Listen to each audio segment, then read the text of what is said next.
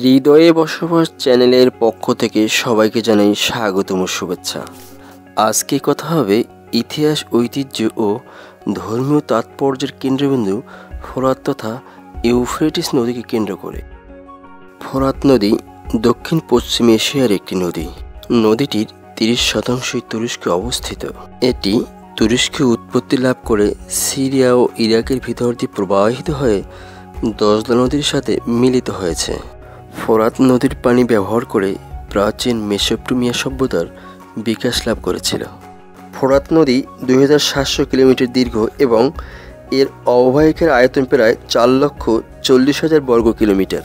ফোরাত নদী প্রতি বছর 2800 কোটি ঘনমিটার পানি বহন করে এবং এপ্রিল ও মে মাসে পানি ধারণের পরিমাণ সর্বোচ্চ হয়।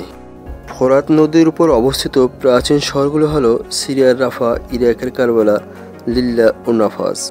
নদীটি মূলত পানি সরবরাহের জন্যই বেশ গুরুত্বপূর্ণ। তাই নদীটি তুরস্ক, সিরিয়া ও ইরাকের মধ্যে রাজনৈতিক উত্তেজনার কেন্দ্রে পরিণত হয়েছে। তিনটি দেশই সেচ কাজ ও পানি বিদ্যুৎ তৈরির জন্য নদীটির পানির উপর নির্ভরশীল, যার ফলে নদীটির গভীরতা ও নাব্যতা এতটাই হ্রাস পেয়েছে যেখানে ছোট নৌকো ছাড়া অন্য কিছু চলাচল করা প্রায় অসম্ভব।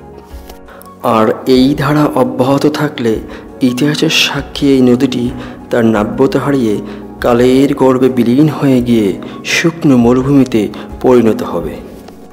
ভিডিওটা শেষ পর্যন্ত দেখার জন্য সবাইকে অসংখ্য ধন্যবাদ।